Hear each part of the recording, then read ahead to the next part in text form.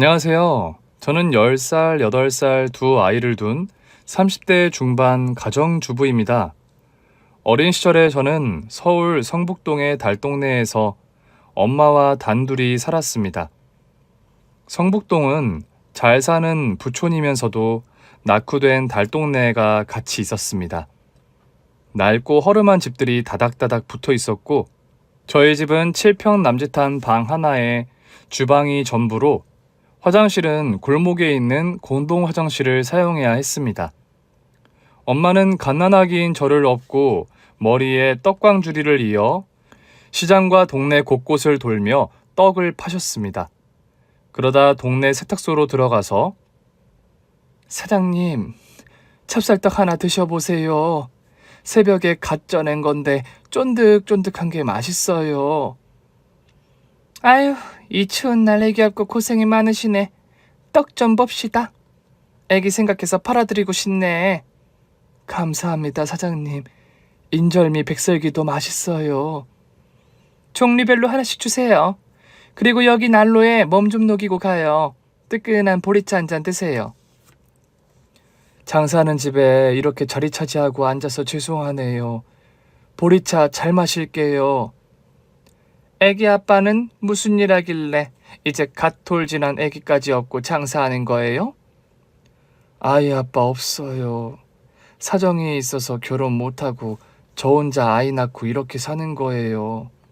미혼모시구나? 아이 아빠 없이 여자 혼자 애 키우는 게 보통 일이유. 애기 엄마 보니까 딱하네요. 그래도 아이가 있어서 제가 더 힘내고 열심히 살게 되네요. 아이 없으면 제가 무슨 낙으로 살겠어요. 초면에 제가 별 얘기를 다 하네요. 사장님 뵈니 저희 친정엄마 같고 푸근해서 자꾸 속 얘기를 하게 되네요. 같은 동네 사람인데 편하게 들러서 이렇게 마음도 터놓고 지내면 좋지. 애기 기저귀 갈 때나 모유 먹일 때 우리 가게로 와요. 어디 가서 기저귀 갈기도 힘들잖아. 너무 감사합니다. 저 그럼 염치불구하고 정말 위급한 상황일 때 사장님 가게 들를게요. 너무 오래 있었네요. 저 이만 가볼게요. 그 길거리 다닐 때 빙판길 조심하슈. 이 동네가 워낙 오르막길이 많아서 행여 애기 없고 넘어지면 큰일 나요. 떡 많이 파시고요. 네, 사장님. 또 뵐게요. 이 엄동설안에 떡을 사는 사람이 없어 밤 늦게까지 골목 구석구석을 다니며 떡 사세요. 쫄깃쫄깃한 찹쌀떡 있어요. 그렇게 소리를 지르며 다녀도 사람 하나 안 보일 정도로 동네는 조용했습니다. 우리 서윤이 많이 춥지? 오늘 유난히 거리에 사람이 없네. 혹한주의보로 다들 집에 있나 봐. 오늘 엄마 떡 5개도 못 팔았는데 갈 때 반찬거리 사면 딱 맞겠다. 서윤아, 추워도 조금만 참아. 빨리 집에 가서 엄마 기저귀 갈아줄게. 영하 10도가 넘는 혹한에 하루 종일 길거리를 다니며 장사를 하는 게 여간 힘든 게 아니었습니다. 그래도 그나마 어린 저를 데리고 다니며 돈을 벌 수 있어서 떡 장사를 오래 하셨습니다.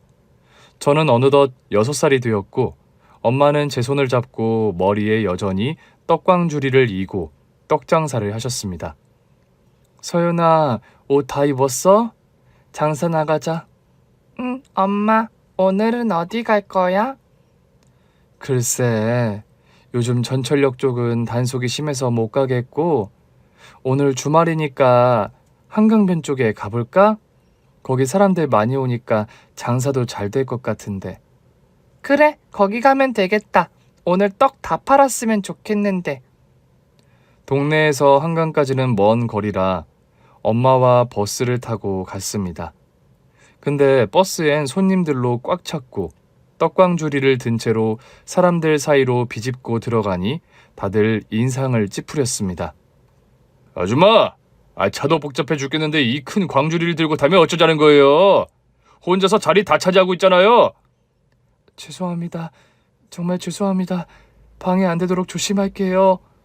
이때 버스가 급정거하면서 중심을 잃고 엄마가 쓰러졌고 광주리에 있던 떡들이 다 쏟아졌습니다. 엄마, 괜찮아? 아유, 이걸 어쩌니, 이 아까운 것을.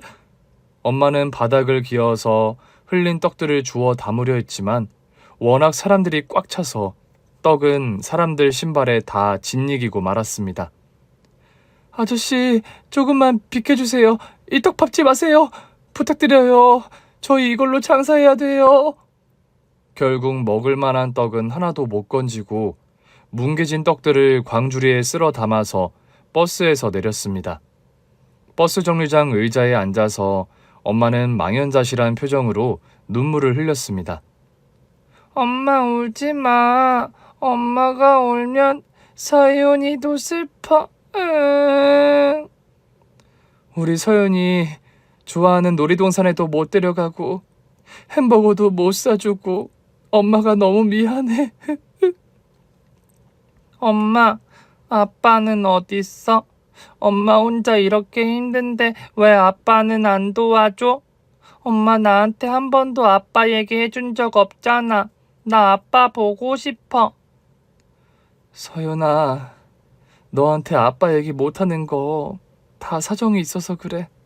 엄마는 아빠 만날 수가 없어. 나중에 서윤이 크면 엄마가 너한테 다 얘기해 줄게. 그러니 이제 우리 아빠 얘기 그만하자. 무슨 이유인지 엄마는 아빠 얘기하는 걸 꺼렸습니다. 어느 날 동네 아줌마들이 수군대는 소리를 들었는데 엄마가 미혼모라는 걸 알게 되었습니다. 그러던 어느 날, 이날따라 저에게 예쁜 원피스를 입히고 엄마도 평소와 다르게 흰색 블라우스에 긴 치마를 깔끔하게 입었습니다. 엄마, 우리 어디 가? 아니, 장사하러 가는 거야. 오늘은 성북동에 부자들이 많은 사는 동네로 가보려고. 그러려면 옷도 좀 깔끔하게 입는 게 좋을 것 같아서. 부자 동네가 있어? 나 한 번도 안 가봤는데 집 구경하면 재밌겠다. 엄마, 우리 빨리 가자. 엄마 손을 잡고 고급 축득들이 즐비한 성북동 부촌들이 사는 동네로 갔습니다. 엄마는 아까부터 심각한 표정으로 말 한마디 없이 조용히 걷기만 했습니다. 그러더니 어느 집 앞에서 발길을 멈추고 집을 훑어보고 있었습니다. 와, 이 집 엄청 크다. 그렇지, 엄마? 그래. 집을 보면서 엄마는 눈물을 훔쳤고 대문 쪽을 보며 90도로 깍듯하게 허리를 숙이며 인사를 했습니다. 엄마가 왜 그러는지 의아해서 말똥말똥 엄마만 쳐다봤습니다. 행여 누군가 나오기를 기다리는지 대문 앞에 한참을 서 있었습니다. 서윤아, 이 집 잘 기억해. 이 집? 엄마 아는 사람이야? 나중에 혹시나 엄마가 세상에 없으면 이 집 찾아가서 엄마 이름 말해. 엄마 이름 알지? 그럼 이혜진이잖아. 내가 몇 살인데 엄마 이름도 모를까봐? 결국 엄마는 이 집이 어떤 집인지 제게 얘기를 해주지 않았습니다. 떡판 수입으로는 쌀 살 여력이 안 될 정도로 생활은 점점 어려워졌습니다. 그런데 매 밥상마다 밥그릇이 하나밖에 없는 게 이상했습니다. 어? 왜 밥이 한 그릇밖에 없어? 엄마는 안 먹어? 엄마는 점심 먹은 게 아직 소화가 안 됐는지 배가 안 고프네. 우리 서윤이 많이 먹어. 그럼 소화제 사 먹어. 맨날 엄마 저녁 안 먹잖아. 밥 안 먹으면 기운 없어. 이거 한 숟가락이라도 먹어, 엄마. 아니야. 엄마는 입맛이 없어서 그래. 서윤이 밥 남기지 말고 이거 다 먹어야 돼. 그날 밤 자다가 목이 말라서 부엌에 가려고 일어났는데 엄마가 부엌 수돗물을 큰 사발에 담아 먹는 걸 봤습니다. 그때 전 알았습니다. 쌀이 없어서 엄마는 매일 굶고 저한테 쌀밥을 줬던 겁니다. 대신 엄마는 제가 잠들면 수돗물로 허기진 배를 채웠던 겁니다. 저는 방문 틈으로 엄마를 보고 숨죽여 울었습니다. 그리고 속으로 생각했어요. 내가 어른이 되면 돈 많이 벌어서 우리 엄마 쌀밥 실컷 먹게 해주겠다고 다짐했습니다.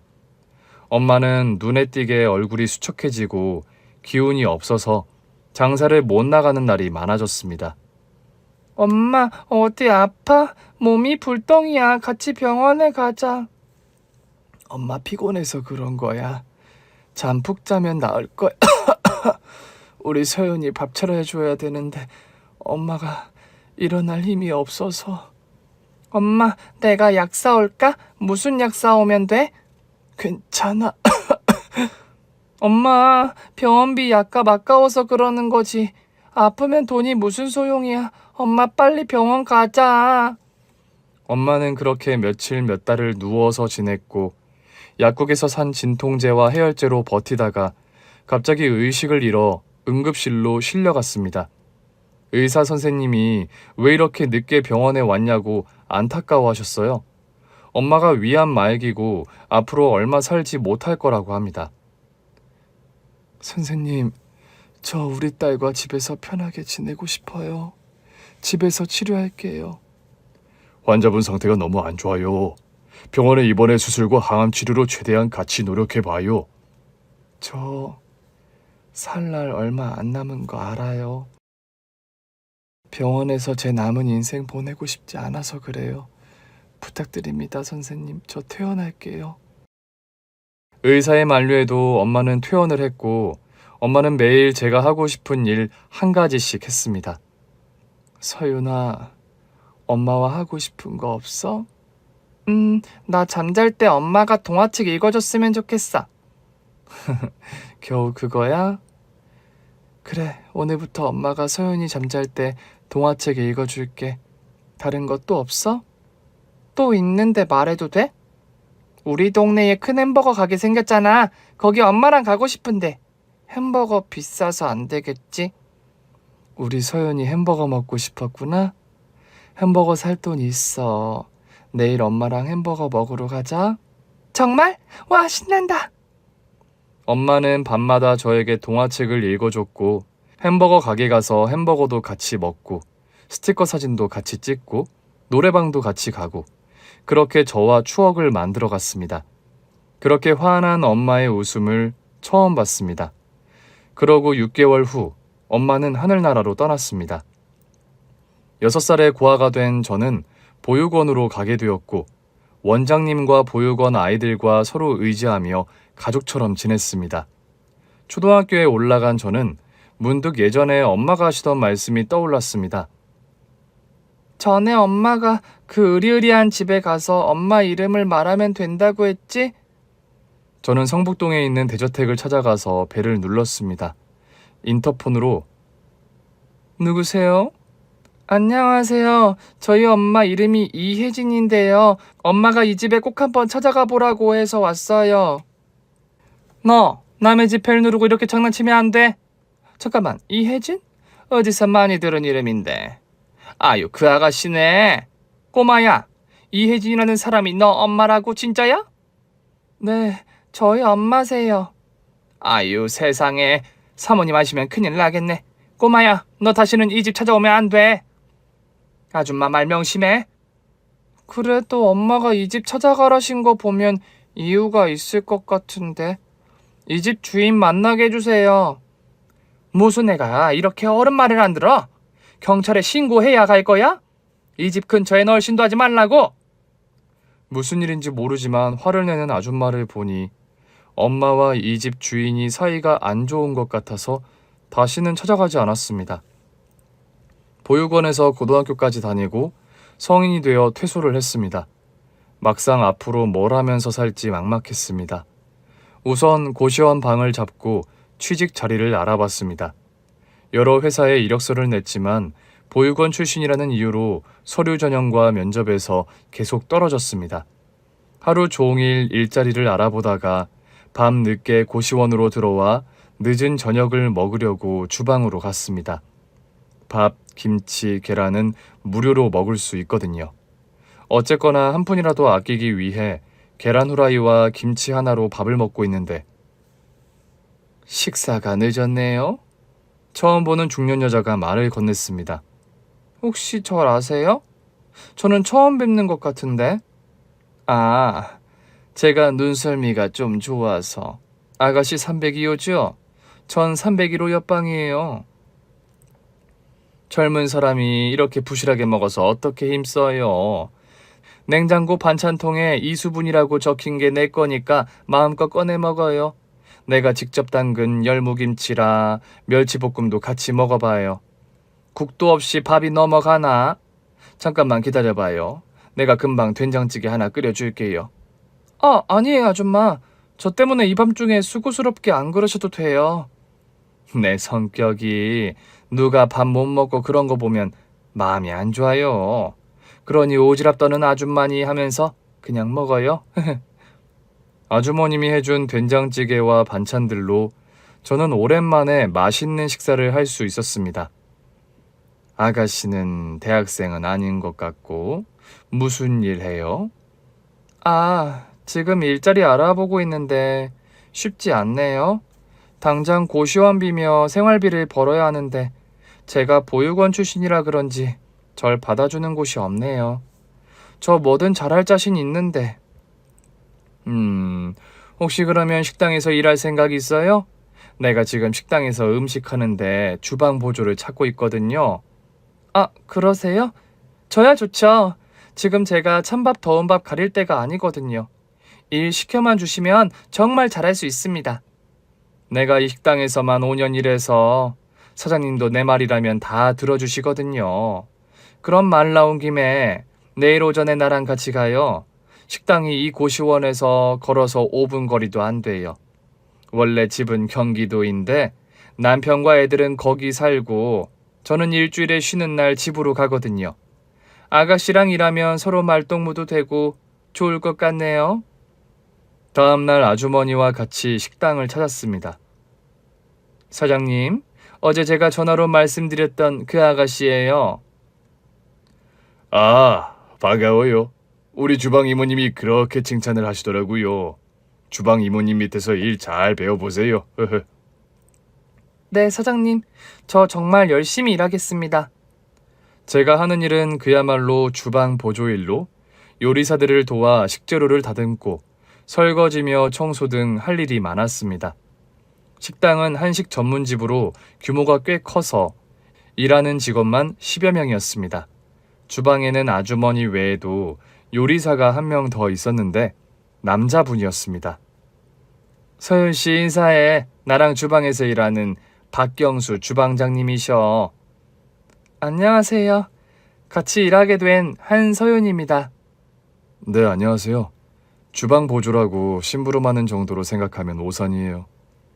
재료 손질이며 보관 잘못하면 맛부터 달라지니 제일 중요한 일을 하는 거라고요. 그것만 명심하셨으면 합니다. 박 주방장 첫날인데 왜 이렇게 군기를 잡아? 서윤 씨 겁먹겠다. 경수 씨가 30이니까 서윤 씨랑 10살 차이네. 동생이다 생각하고 잘 챙겨줘. 제가 식당 일은 처음이라 많이 부족하지만 가르쳐 주시는 대로 잘 따라하겠습니다. 주방에는 이렇게 우리 셋이니까 서로 호흡이 잘 맞아야 돼. 남자 주방장은 말이 없고 무표정의 무서운 인상이라 일할 때 항상 긴장이 되었습니다. 주방장님, 채소 다 다듬었는데 이제 뭐 하면 될까요? 서현 씨, 지금 점심시간이라 누님과 저 요리하느라 바쁜 거 안 보이세요? 그런 거 일일이 묻지 말고 눈치껏 뭘 해야 되는지 서윤 씨가 알아서 하세요. 그것까지 일일이 가르쳐줘야 합니까? 네, 죄송합니다. 아유, 서윤이 놀랬겠네. 우리 박주방이 말투가 좀 딱딱해서 오해할 수 있는데 원래 자상하고 따뜻한 사람이야. 요리할 때는 예민하니까 너가 이해해. 네, 이모님. 이날 장사가 끝나고 전 이모님과 퇴근을 했습니다. 고시원까지 걸어가면서 이런저런 얘기를 하다가 주방장님 얘기가 나왔습니다. 박 주방장 원래 유명한 호텔 셰프 출신이야. 근데 어떤 이상한 손님이 박 주방장이 만든 음식을 먹고 배탈이 났다며 호텔 측에 거액의 소송을 제기한 거야. 음식에 대한 자부심이 대단한 터라 큰 상처를 받았나 봐. 결국 그 손님이 거짓말로 배상금을 받아가려는 사기로 밝혀졌지만 호텔에 이미지 손상을 줬다고 스스로 그만두었대. 그러다가 이런 동네 식당으로 와서 요리만 하면서 마음 편하게 일하는 거래. 저 젊은 나이에 호텔 셰프라면 실력이 대단하신 거네요? 그러니 제가 하는 건 당연히 마음에 안 드시겠네요. 아니야. 박 주방장 너 칭찬 많이 해. 이제 시작인데 지금부터 칭찬하면 안일해진다고 항상 긴장을 늦추지 않는 거지. 너무 신경 쓰지 말고 피곤할 텐데 오늘 아무 생각 말고 푹 자. 네, 이모님도 편안히 주무세요. 내일 봬요. 시간이 지날수록 일이 손에 익숙해져서 실수도 안 하고 주방장님과 이모님이 말하기 전에 척척 알아서 일할 정도로 능숙해졌습니다. 저 주방장님 드릴 말씀이 있는데요. 저 요리 배우고 싶습니다. 부탁드릴게요. 저한테 요리 배우려면 눈물 흘릴 각오는 하셔야 될 거예요. 요리를 배우느라 다른 직원들보다 좀 더 일찍 출근하고 퇴근 시간이 넘어 밤 늦게까지 주방장님과 같이 있었습니다. 처음엔 엄격하던 주방장님도 점차 마음을 열고 제게 친절하게 대했습니다. 서윤 씨, 우리 출출한데 제가 야식 좀 만들어 볼까요? 야식이요? 그거 만드시면 더 늦게 집에 가실 텐데. 제가 죄송해서요. 뭐 딱히 집에 가도 저 혼자 할 일도 없는걸요. 제가 호텔에서 일할 때 만들었던 요리 해볼게요. 서윤 씨 입맛에 맞아야 할 텐데. 주방장님과 야식도 같이 먹고 쉬는 날에도 만나 요리 수업을 하다 보니 저희 두 사람은 서로에게 남다른 감정이 생기기 시작했습니다. 그렇게 주방장님과 연인 사이가 되어 결혼을 했습니다. 두 사람 주방에서 같이 일할 때 꽁냥꽁냥한 게 분위기가 좀 이상하긴 했어. 어떻게 감쪽같이 나 속이고 비밀 연애를 했을까? 아무튼 두 사람 너무 보기 좋아. 결혼 축하해. 다 누님 덕분이죠. 서윤이랑 저 만나게 해준 게 누님이시잖아요. 평생 은인으로 생각하며 살게요.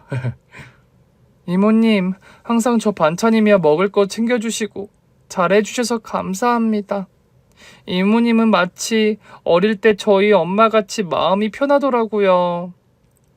그래, 박 주방장과 아들, 딸 낳고 오래오래 행복하게 잘 살아. 나도 자주 놀러 갈게.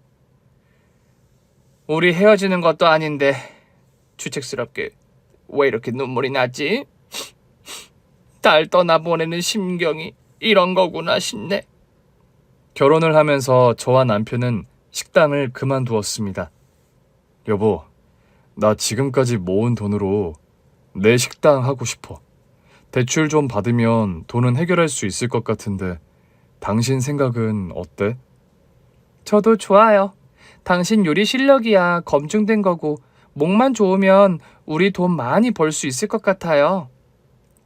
고마워. 우리 열심히 한번 해보자고. 그나저나 가게를 어디다 얻으면 좋을지 오늘부터 부동산 알아보러 다녀봐야겠네. 여보, 제가 어릴 때 엄마와 같이 살던 동네가 성북동이었어요. 비록 달동네에서 가난하게 살았지만 엄마 돌아가시기 전에 6살 때까지 제 인생에서 제일 행복했던 순간이었어요. 제가 안정이 되면 꼭 다시 이 동네로 와서 살고 싶다고 늘 생각하고 있었거든요. 우리 성북동에서 장사 시작하면 안 될까요? 아, 맞아. 당신 홀어머니와 살았다고 했지? 추억이 있는 동네라니 다시 거기서 새 출발하는 것도 나쁘지 않지. 그쪽 부동산에 가게 자리 한번 알아보자고. 몇 년 만에 다시 어릴 적 살던 성북동에 도착했을 때 가슴이 먹먹했습니다. 동네 곳곳에 엄마와 다녔던 기억이 생생하게 떠올랐습니다. 이 동네 곳곳을 다니면서 엄마가 저 데리고 다니면서 떡을 파셨어요. 다리도 아프고 배고팠지만 엄마랑 하루 종일 같이 있어서 힘든 줄도 몰랐어요. 바로 저 집이 제가 태어나고 쭉 살았던 집이에요. 아직도 그대로네요. 장모님 혼자 당신 키우려면 고생 많이 하셨겠어. 이제 힘든 기억들은 잊고 내가 장모님 대신해서 당신한테 잘할게. 여러 부동산을 알아보다 적당한 가격의 식당이 있어서 계약을 했습니다. 가게는 크진 않았지만 깨끗하고 길가에 있어서 사람들 왕래가 많은 곳이었습니다. 며칠 동안 남편과 제가 직접 가게 인테리어를 해서 드디어 오픈하게 되었습니다. 남편은 요리하고 저는 서빙과 카운터를 봤습니다. 남편 주특기인 한식과 아이들 좋아하는 떡볶이와 돈가스까지 다양한 메뉴를 선보였고 반응은 나쁘지 않았습니다. 어머, 여기 식당 생겼네. 호텔 셰프 출신 주방장이 하나 봐. 저기 플랜카드에 써있네. 솜씨 좋겠네. 우리 여기서 오늘 점심 먹자. 그러자. 메뉴도 다양하네.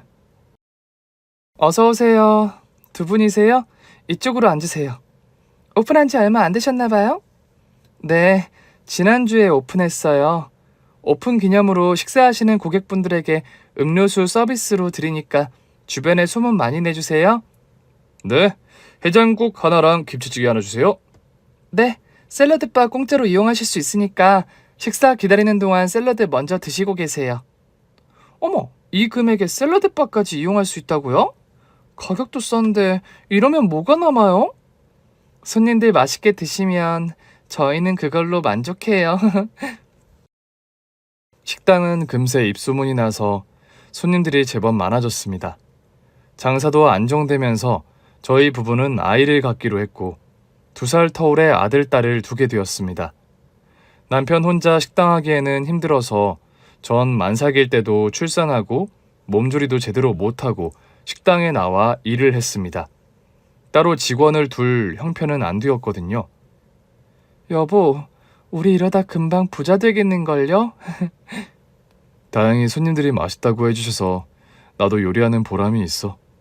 그나저나 당신 혼자 경훈이 보람이 유치원 보내고 장사하느라 힘들지? 애들 키우는 게 뭐가 힘들어요. 당신이 새벽부터 시장 장 보고 늦게까지 힘들죠. 우리 직원 하나 뽑을까요? 이러다 당신 쓰러지겠어요. 직원 인건비 나가면 우리 가게 적자야. 그러다 보면 한순간에 휘청한다고. 좀 힘들어도 당분간은 우리끼리 해보자고. 이제 애들 금방 클 텐데 돈 들어갈 일이 한두 푼이 아닌데 지금부터 적금해야지. 통장에 돈은 점점 불어나고 눈에 넣어도 안 아플 보석 같은 두 아이와 자상한 남편. 저는 세상 부러울 거 없이 너무 행복했습니다. 그러던 어느 날 남편은 변함없이 트럭을 몰고 새벽에 청가물 시장으로 장을 보러 갔습니다. 이날은 폭우가 내려서 차 창문 앞이 잘 보이지 않을 정도였습니다. 장을 보고 돌아오던 중에 사거리에서 반대편에서 오던 차가 빗물에 미끄러지면서 남편 트럭 쪽으로 질주했습니다. 트럭은 그 충격으로 밀려서 다리 밑으로 추락을 했고 남편은 그 자리에서 영원히 눈을 뜨지 못했습니다. 한순간에 남편을 잃고 저는 한동안 마음을 추스르지 못하고 많이 힘들었습니다. 이모님이 거의 매일 찾아와 아이들과 제 식사를 챙겨주며 안타까워했습니다. 서윤아, 물론 지금 너무 힘들겠지만 산 사람은 살아야지. 저 애들 안 보여? 애들 생각하면서 이 악물고 살아. 이제 저 애들한테는 엄마밖에 없는데 엄마가 이렇게 약한 모습 보이면 애들이 얼마나 불안해하겠어. 우선 이 죽부터 먹어. 이렇게 안 먹다가 너 어쩌려고 그래? 이모님, 남편은 제 전부였어요. 아빠는 누군지도 모르고 일찍 엄마를 여의고 보육원에서 자란 고아인 저에게 남편은 제 부모님같이 든든한 울타리 같은 존재였어요. 그 사람만 옆에 있으면 어떤 힘든 일도 다 이겨낼 수 있을 거라 생각하며 의지하며 살았어요. 근데 이제 제 옆에 없다는 게 아직 실감이 안 나요. 애들 데리고 어떻게 살아갈까 겁나고 자신이 없어요. 너 엄마 생각 안 나니? 엄마 혼자 악착같이 널 잘 키우셨잖아. 너도 충분히 애들 잘 키울 수 있어. 식당 있으니까 밥은 먹고 살 수 있잖아. 그러니 얼른 기운 차려. 이모님의 말을 듣고 겨우 몸을 추스려 혼자 식당을 운영했습니다. 남편이 없어도 단골들은 여전히 식당을 찾았습니다. 그리고 오히려 저보고 힘내라고 용기를 주시더라고요. 저 혼자 식당을 꾸려가니 힘에 부쳐서 메뉴를 대폭 줄이고 남편한테 배운 해장국을 주 메뉴로 팔았습니다. 새벽부터 일어나 청가물 시장에 가서 장을 보고 고기를 사오는 남편의 일상이 이제 제 일이 되었습니다. 저희 식당은 등산로 입구 쪽에 있어서 이른 아침부터 산행을 하는 손님, 가족 단위로 놀러와서 식사를 하는 경우가 많았습니다. 지금 식사 되나요? 아침 일찍 문 연 곳이 없어서요. 어서 오세요. 등산 가시나 봐요? 네, 산악회에서 정기 모임 있는 날이거든요. 저희 일주일에 한 번 꼭 이 산에 오르는데 여기 당구라면 되겠네요. 여기 뭐가 맛있나요? 저 혼자 장사하느라 메뉴는 많지 않은데요. 해장국 맛있어요. 다들 맛있다고 많이 드세요. 아침에 얼큰하게 해장국 좋죠? 그럼 여기 해장국 20그릇 주세요. 그렇게 많이요? 네, 얼른 준비할게요. 한두 명씩 산악회 회원들이 오면서 식당 안이 꽉 찼습니다. 어쩌지? 나 혼자 다 못할 텐데. 이모님 깨어났을까? 전화 한번 해봐야겠다. 이렇게 갑작스럽게 단체 손님이 올 때는 한 동네에 사는 이모님께 도움을 요청하곤 합니다. 이모님 너무 이른 시간에 전화해서 죄송해요. 이 시간에 웬일이야? 산악회 단체 손님이 와서 저 혼자 요리하기 좀 힘들어서요. 이모님 잠깐 와서 도와줄 수 있나 해서요. 단체 손님이면 오늘 매상도 팍팍 오르겠는걸. 당연히 가야지. 나 후딱 세수만 하고 뛰어갈 테니까 먼저 요리하고 있어. 이모님 감사해요. 알바비는 제가 넉넉히 챙겨드릴게요. 우리 사이에 돈은 무슨. 전화통화할 시간 없어. 나 끊을게. 혼자서 정신없이 요리를 하는 동안에 이모님이 도착했습니다. 나 뭐 하면 돼? 얼마나 뛰었는지 숨이 차서. 해장국 20인분 끓여야 하니까 10인분씩 나눠서 하면 될 것 같아요. 그래, 얼른 서두르자고. 해장국 끓이면서 반찬 준비도 내가 할게. 그렇게 단체 손님을 치르고 난 후 녹초가 되었습니다. 음식이 맛있다며 다음 주 주말에도 온다고 약속하며 갔습니다. 저 혼자 이렇게 많은 손님 받아본 적 처음이에요. 엄청 떨리고 실수는 안 할까 걱정됐는데 다행히 이모님이 옆에 계셔서 잘 해낼 수 있었던 것 같아요. 이렇게 혼자 잘 해낼 수 있으면서 뭘 그렇게 겁을 냈어? 이제 돈 많이 벌 생각만 해. 그래야겠어요. 어떻게든 저 혼자 애들 고생 안 시키고 잘 키워야죠. 저는 남편에 대한 그리움을 잊으려 새벽부터 식당 문을 열어 밤 11시까지 장사를 했습니다. 아이들은 식당에 와서 밥을 먹고 식당에 있는 작은 방에서 숙제하고 잠도 잤습니다. 어느 날 손님이 한산한 밤 10시에 한 할머니가 식당으로 들어오셨습니다. 식당을 두리번거리더니 저를 보자 흠칫 놀라며 뚫어져라 제 얼굴만 바라봤습니다. 할머니, 제 얼굴 다 깼어요. 누구 닮았어요? 죄송해요. 초면에 얼굴을 뚫어져라 봤네요. 저 해장국 하나 주세요. 할머니는 요리를 하는 저를 보며 손수건으로 눈물을 훔쳤습니다. 무슨 안 좋은 일이 있으신가? 갑자기 왜 오시지? 얼른 식사 차려드려야겠네. 할머니, 해장국 나왔어요. 맛있게 드세요. 네, 맛있어 보이네요. 장사는 잘 되세요? 요즘 이 근처 가게들 다 불경기 타서 손님이 많이 줄었어요. 해장국 뜨거우니까 천천히 드세요. 네, 잘 먹을게요. 할머니는 식사는 하는 둥 마는 둥 하시면서 제 쪽을 계속 쳐다보고 있었습니다. 남편은 어떤 사람이에요? 원래 이 식당 남편과 같이 했어요. 남편이 호텔 셰프 출신이라 음식 솜씨가 남달랐거든요.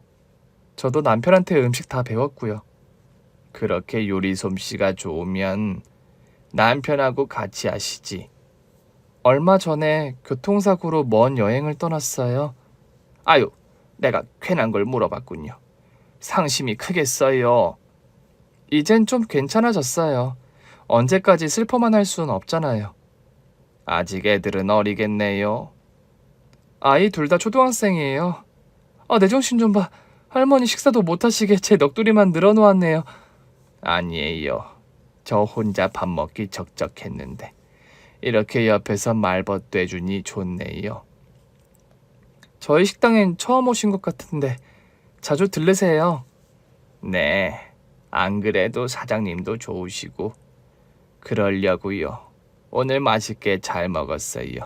이만 가볼게요. 할머니는 10,000원짜리 한 장을 꺼내고 계산하려는데 할머니, 해장국 가격 안 주셔도 돼요. 이 돈으로 할머니 필요한 거 사세요. 할머님이 워낙 맛있게 드셔서 그냥 드리고 싶었어요. 아유, 이렇게 고마울 때가. 또 올게요. 다음날 밤 10시에 어제 그 할머님이 또 오셨더라고요. 너무 반가운 나머지 할머니 또 오셨네요? 잘 오셨어요. 어제 해장국이 너무 맛있어서 또 먹고 싶어서 왔어요. 그리고 이거 어제 너무 감사해서 내가 빈손으로 오기가 그래서 직접 만든 식혜인데 한번 드셔보세요. 아유, 이렇게까지 안 하셔도 되는데. 식혜 맛있네요. 잘 먹을게요, 할머니. 오늘 해장국은 특별히 더 신경 써서 만들어야겠네요. 늦은 시간이라 식당 안에는 할머니와 두 남자만 있었습니다. 남자들은 해장국에 소주 한 잔을 마시고 있었는데 갑자기 저를 부르더라고요. 사장님, 주방에만 있지 말고 얼굴 좀 보여주세요. 지금 조금 취하신 것 같은데 그만 일어나셔야겠어요. 저희 가게 문도 닫을 시간이거든요. 나 하나도 안 취했어요. 사장님, 여기 앉아서 우리랑 얘기 좀 해요. 그러면서 제 팔을 끌어당겨서 억지로 옆자리에 앉혔습니다. 워낙 힘이 세서 저항도 할 수 없었습니다. 그러더니 한 남자가 제 어깨에 손을 올리는데 지금 남의 영업장에서 뭐 하는 짓이야? 술이나 곱게 먹고 갈 것이지 왜 여기 사장님 귀찮게 굴어? 뭐야, 할머니? 이 여자 시어머니도 되세요? 이 사장님 남편 좋고 민망인이라고. 남편도 없는데 얘기 좀 건 거 가지고 왜 이렇게 예민해요? 뭐? 어깨에 손을 왜 올리는데? 당신네들 깜빵에서 지내볼래? 내가 경찰에 신고하는 순간 당신들 인생 종치는 거라고? 얼른 사장님한테 사과 안 해? 할머니는 쇠막대기를 들어서 위협했어요.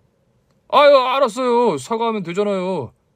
사장님, 저희가 무례한 행동해서 사과드립니다. 이제 다시는 제 눈에 안 띄었으면 좋겠네요. 그만 돌아가세요. 남자들은 헐레벌떡 뛰어나갔어요. 할머니, 그렇게 겁없이 젊은 사람들한테 큰 소리로 호통치면 안 돼요. 요즘이 얼마나 무서운 세상인데 할머니한테 해코지할 수 있단 말이에요. 제가 걱정이 되네요. 여자 혼자 장사한다고 얕보는 저런 인간 아닌 것들은 따끔하게 혼내줘야 돼요. 사장님 괜찮아요? 사실 저 아까 무서웠는데 할머님이 나서서 야단칠 때 얼마나 통쾌했는지 몰라요. 정말 감사했습니다. 그런데 한편으로는 전혀 모르는 남인데 저한테 너무 잘해주는 것 같아서 의아했어요. 할머니, 저한테 왜 이렇게 잘해주세요? 잘해주긴요. 제가 아니더라도 다른 손님이라도 그놈들 허튼 수작 못하게 말렸을 거예요. 너무 늦게까지 가게 문 열지 말고 일찍 들어가세요. 안 되겠다. 내가 방범배를 설치해 줄까요? 요즘 가게에 그런 거 많이 설치하던데. 할머니, 말씀만 들어도 너무 감사해요. 할머니야말로 이 늦은 시간에 매일 해장국 드시러 오시는데 너무 늦게까지 다니지 마세요. 아무리 동네라도 위험해요. 그래요. 조심해서 다닐게요. 그럼 내일 또 봐요. 왠지 할머니가 걱정이 돼서 할머니가 골목 쪽으로 걸어가시는 걸 따라가 봤습니다. 그런데 웬 고급 승용차에 타고 양복을 입은 남자가 허리를 90도로 숙이며 차 문을 열어주는 거였어요. 박 기사, 오래 기다렸지? 오늘 이상한 손님들이 와서 내가 야단치느라 좀 늦었어. 에휴, 걱정돼 죽겠어. 사모님, 언제까지 숨기실 거예요? 이제 얘기하시는 게 낫지 않나요? 저 할머니, 아, 여긴 어떻게? 이 자가용 할머니 차예요? 할머니 정체가 뭐예요? 이런 차 엄청 비싼 차인데? 아, 그게 속이려고 한 건 아닌데 얘기하는 타이밍을 놓쳤어요. 미안해요. 아니, 미안할 것까진 없는데 이렇게 부자인 분이 왜 이런 작은 식당에 매일 해장국을 드시러 오시는 건지 이해가 안 되어서요. 그건 우연히 갔는데 너무 맛있어서 그러죠. 뭐 다른 뜻은 없어요.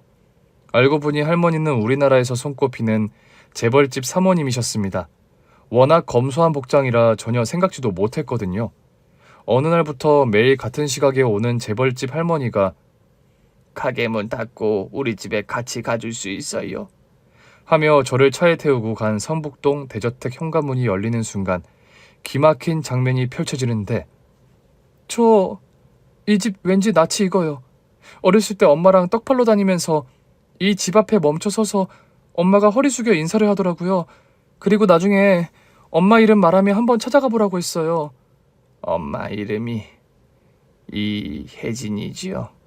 아니 어떻게 저희 엄마 이름을 아세요? 사실 난 너 친할머니란다. 너희 엄마가 내 며느리야. 네? 할머니가 제 친할머니라고? 어떻게 그런 일이... 믿을 수 없어요. 그럼 제 아빠 어머니시라고요? 저 한 번도 아빠에 대해 얘기 들은 적 없어서 어떤 분인지 몰라요. 그런데 갑자기 친할머니시라뇨? 네가 당황하는 건 당연해. 너한테 어떻게 설명해줘야 할지 정말 많이 고민했어. 너 얼굴을 보기까지 얼마나 힘들었는지 모른단다. 한서윤, 서윤이가 너 이름이지? 제 이름까지 어떻게 하셨어요?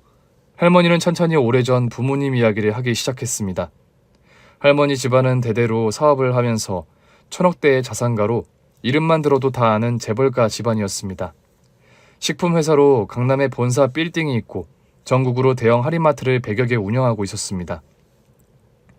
아빠는 5남매 중 막내로 어릴 때부터 똑똑하고 공부를 잘해서 외국에서 고등학교와 대학교를 졸업한 후 로스쿨에 입학했지만 할아버지 사업을 물려받기 위해 한국으로 귀국했습니다. 아버지, 전 회사 일엔 관심 없다고 했잖아요. 형님 누나들한테 맡기시지 왜 굳이 저한테 맡기시려는지 모르겠어요. 전 가난하고 힘없는 약자들 돕는 변호사가 되고 싶다고 어릴 때부터 말씀드렸잖아요. 네 형들 누나들은 사리사욕에 눈이 멀어서 회사보다는 자기들 배 채울 궁리만 하고 있어. 그러니 내가 어떻게 마음 놓고 회사를 맡기겠니? 민우야, 회사 일 사람은 너밖에 없다. 너처럼 올곧고 남의 말에 흔들리지 않고 강직한 사람이 우리 회사를 이어받아야만 돼. 이 애비 소원이야. 할아버지의 간곡한 부탁으로 아빠는 회사에 들어와서 마트 프랜차이즈 관리부서에서 일하며 실무 경험을 쌓았습니다.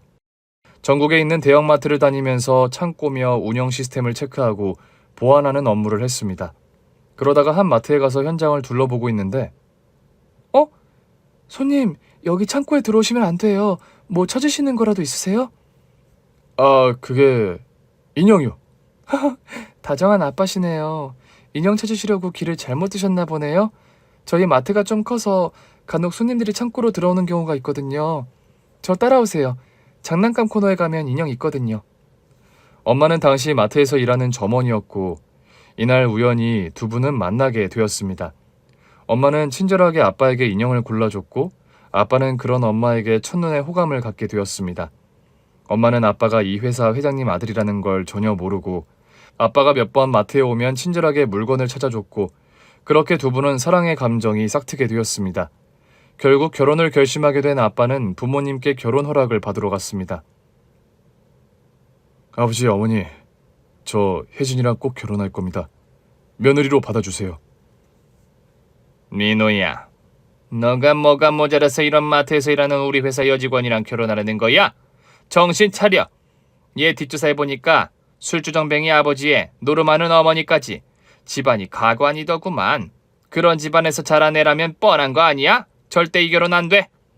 어머니, 어떻게 며느리 될 사람 만나보지도 않고 그런 말씀을 하세요? 혼자서 아르바이트하면서 집안 생계를 책임질 정도로 요즘에 보기 드문 정말 착한 여자라고요. 긴 말 필요 없어. 내일 당장 그 애 사표 쓰게 할 테니까 그렇게 알아. 할머니는 직접 마트로 가서 너 우리 집 돈 보고 접근한 거 모른 줄 아니? 너 같은 애들 수두룩 봐서 이제 놀랍지도 않아. 우리 민호가 외국에서 공부만 하던 애라 세상 물정을 몰라서 너 같은 여우한테 넘어갔나 본데 너 우리 집안 잘못 건드렸어. 내가 이대로 있을 것 같아? 사모님, 저 민호 씨가 회장님 아들인 것도 몰랐고요. 절대 돈 때문에 민호 씨 좋아한 거 아니에요. 서로 자연스럽게 좋아하는 감정이 생겼고 헤어진다는 건 상상도 못했어요. 사모님, 저 이 집 며느리로 자격 없는 거 알아요. 학벌도 고졸해, 돈도 없고 내세울 거 하나 없지만 민호 씨 평생 뒷바라지하면서 그림자처럼 살 자신 있어요. 민호 씨와 같이 살고 싶어요. 너 아직 정신 못 차렸구나. 지점장 뭐해? 얘 당장 사직서 받아내고 쫓아내. 사모님, 저 민호 씨 없으면 못 살아요. 이 돈 받고 멀리 가서 쥐 죽은 듯이 살아. 민호 앞에 나타나면 나 가만 안 있을 거야.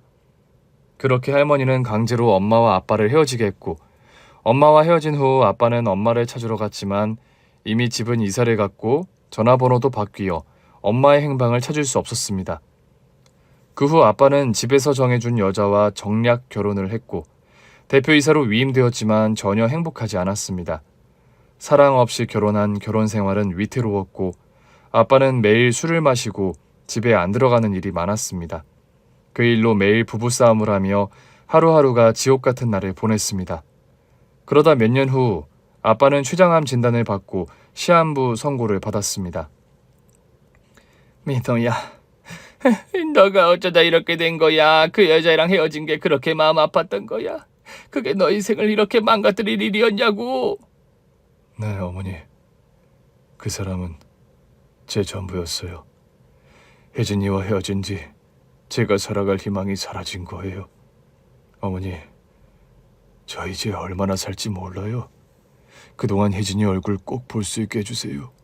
제 마지막 소원이에요. 민호야, 너가 이렇게 괴로워할 줄 알았다면 그냥 결혼 허락했을 텐데. 미안하다. 정말 미안해. 할머니는 아빠의 마지막 소원이라는 말에 사람들을 고용해서 엄마의 행방을 찾아다녔고 결국 엄마를 찾았습니다. 사모님, 이혜진 씨 사는 집과 가족들 찾았습니다. 그래. 그동안 어떻게 산 거야? 그게 저 사장님과 헤어질 당시에 임신을 한 모양입니다. 뭐? 우리 민호 아이를 가졌었다고? 어려운 형편에 혼자서 딸을 낳았더라고요. 세상에. 우리 소녀를 낳았으면서 어떻게 우리한테 연락 한 번이 없었지? 임신했다면 내가 그렇게 모질게 안 했지. 둘이 결혼시켰지. 그랬으면 우리 아들 이런 병도 안 들었을 걸 아니야. 혼자 떡 팔면서 딸을 어렵게 키워나 봅니다. 동네에서는 미혼모라고 소문이나 별로 친하게 지내는 사람도 없었나 봅니다. 이 얘기 우리 민우한테는 절대 비밀로 해야 돼. 민우가 자기 아이를 가진 여자를 그렇게 억지로 헤어지게 한 걸 알면 충격받을 거야. 우선 내가 그 애 만나서 잘 얘기해서 민우 만나는 게 좋을 것 같아. 할머니는 엄마에게 예전 일을 사과도 하고 소녀를 보고 싶은 마음에 성북동 집을 찾아왔습니다. 하지만 이미 그때는 엄마가 돌아가신 후였습니다. 할머니는 엄마를 모신 납골당에 가서 오열을 하며 용서를 빌었습니다. 할머니는 엄마의 소식을 아빠에게 전했고 아빠는 큰 낙심을 하고 얼마 지나지 않아 엄마 곁으로 따라갔습니다. 나 때문에 너희 엄마 아빠는 평생 불행하게 살다가 그렇게 떠난 거야.